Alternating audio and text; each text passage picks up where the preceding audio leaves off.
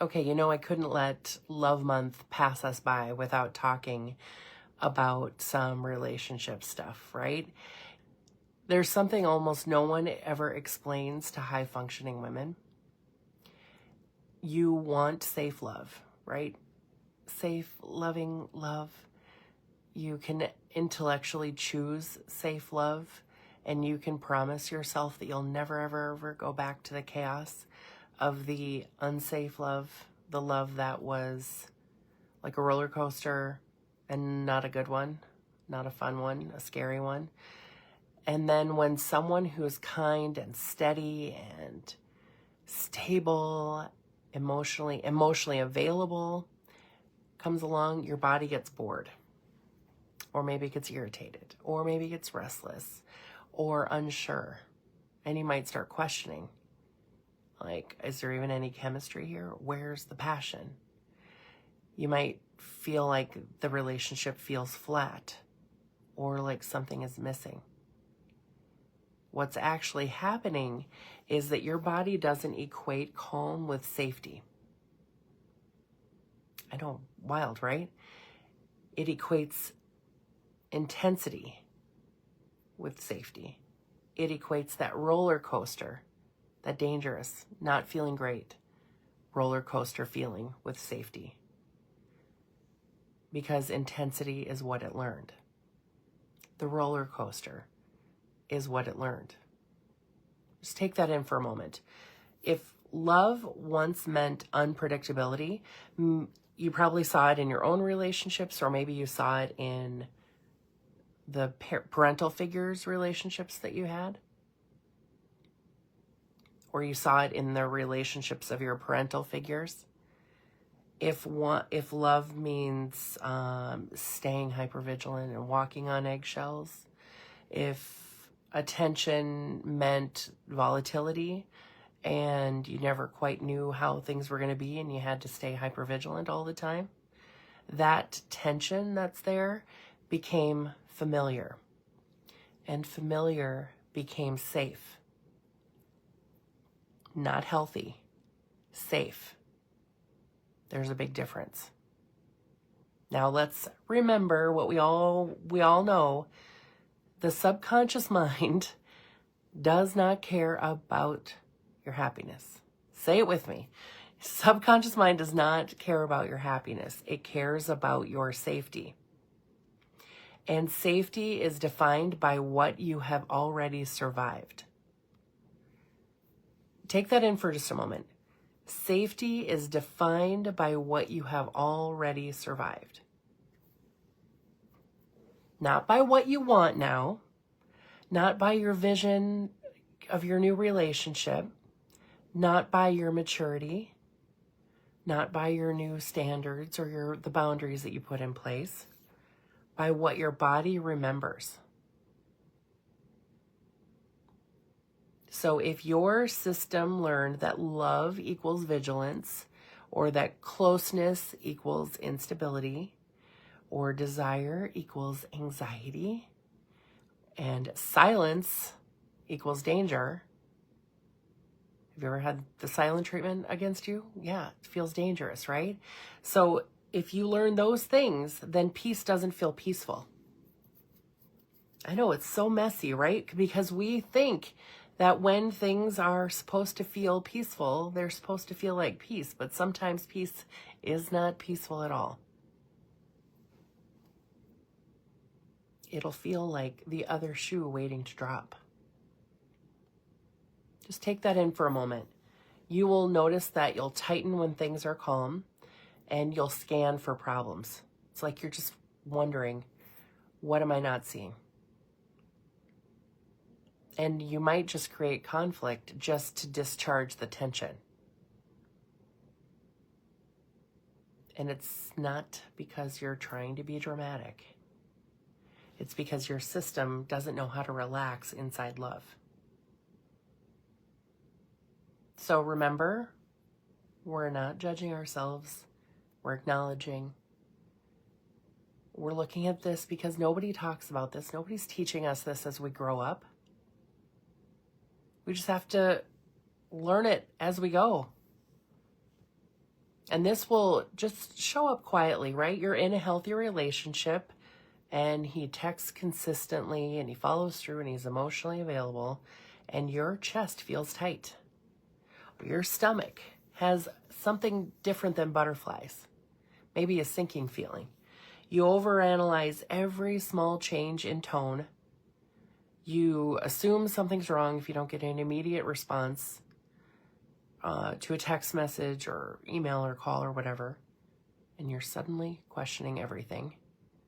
Or you feel bored, understimulated, feels flat. Like where is the chaos? Where is the passion?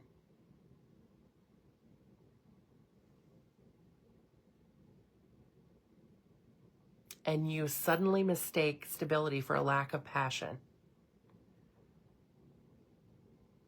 I know it's messy, right?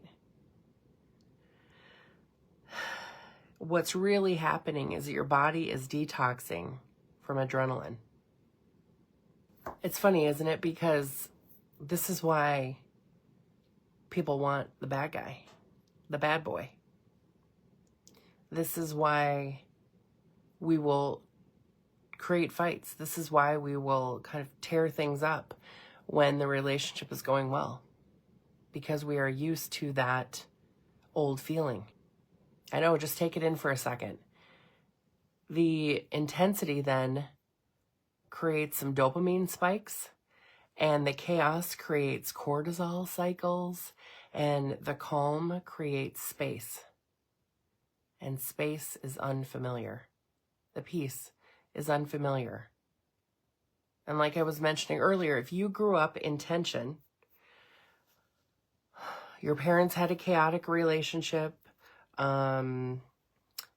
there was an addict in the house, maybe of alcohol or something like that, where you never quite knew who was going to come through the door, and you had to be hypervigilant. You had to always stay on guard to see who you needed to take care of, anticipate everybody's needs, and that was your tension. Then calm can feel empty, and empty can feel unsafe. I know our beautiful subconscious mind is a very, very complex place, isn't it? She's doing her best, so don't be mad at her, okay? Because we can shift this, but I need you to understand that it's not just fixed with logic, right? You can't really think your way into feeling safe. You can't logic your way into relaxation, and you can't discipline your body into calm. You can't just say, calm down, right? Reassurance calms the mind, but the body learns through experience. Remember when I said that your body thinks what is safe is what you've already survived?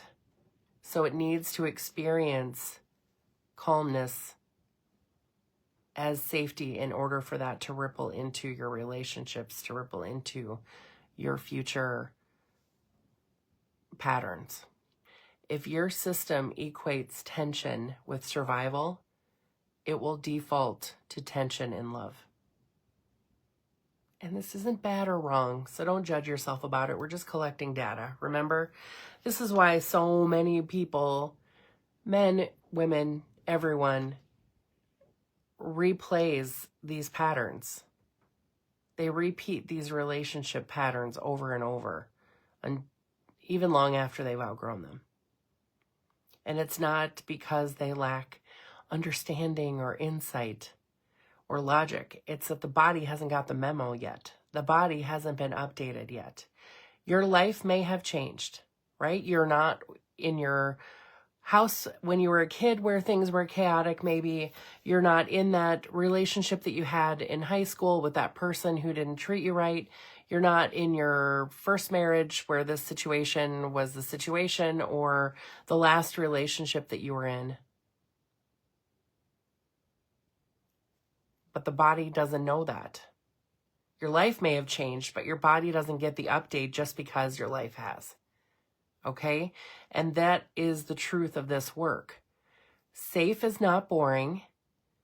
safe love is regulated. It feels like calm in the chest. It feels like slow in the breath. It feels like, oh, I can relax when I'm next to this person. It feels like clear in communication and direct instead of dramatic. You can feel the difference, right? There's less guessing. There's less scanning. There's less performing. There's less trying to screw up. There's less trying not to rock the boat. And you don't lose chemistry that way. This is the thing that's so valuable. You lose the hypervigilance. You don't lose passion, you lose the tension. You lose the need for your body to brace for impact. And when the body learns that calm is safe, then love becomes sustainable. Love becomes easy. Love becomes relaxed. Love becomes deeper connection, not addictive or exhausting or a roller coaster that doesn't feel good. It feels sustainable. I went through these patterns myself when I met my husband, and he was so kind to me. I thought, wait, can I really trust this? This is weird. I had to learn and unlearn tension in a relationship. I had to learn how to let myself be in a safe, healthy relationship. I had to do the work to let myself be in a healthy, productive, loving relationship. So if this is you, you're not alone. And this is why this work exists. Because if your body doesn't feel safe, then it will create tension in every area of your life. It will create it in your love life. It'll create it in your money. It'll create it with success. It will create it around visibility. And this work is about complete subconscious recalibration. We don't force new behaviors because, like I said earlier, you can't just think your way in. You can't just logic your way in to this new place. We update the old protection, and that's what helps you to teach your system that calm is not danger, and that peace is not abandonment, and silence is not punishment, stillness is not exposure. And then when that shifts, you stop mistaking intensity for love. And you stop bracing, holding tension inside of connection. And you stop creating chaos to feel alive. You feel at home in love. I know, doesn't that sound so much more delicious than chaos? Feels so much more comforting. And if you are desiring true partnership with someone and you have felt yourself craving chaos, it's not because you've done something wrong. It's not a character flaw. I talk about this all the time. So I hope you remember as you're listening that if your body is craving chaos in a relationship, it's not because of what's happening right now, and it's not because you are messed up in your thinking. It's that your subconscious mind is still operating on an old program. And thankfully for all of us, we can update our subconscious programming. We can heal those old patterns, and we can set in new standards, new expectations, and new patterns that allow us to feel safe when it feels really good. Not just safe in chaos or intensity, but safe when it feels really good. Safe in those relaxed moments. And if some part of you recognizes yourself in this episode, then that matters. You don't need new standards. You don't need more boundaries on paper. You need your body to believe it's safe now. so your internal world can finally match the life that you've built, including your relationships. So take a moment, put your hand on your heart. Always put your hand on your heart and connect to yourself. Give yourself a couple breaths and just acknowledge that if you're ready, you know. And if you're ready to make a shift in yourself, you'll know it. It doesn't mean that what you've been doing has been wrong. It's just that it gets to be so much easier. And that good feeling gets to ripple into every area of your life. Okay, wherever it is that you see this video, somewhere around here is a way for you to reach me. And if you want to have a conversation about what it would be like to work together privately, share your goals and plans, and I'll share how I can get you there. Just find that link and connect. Until next time, take really good care of yourself. Drink lots of water, because I know you've moved a lot of energy and emotion just listening to this. And I'll see you next time. Bye for now.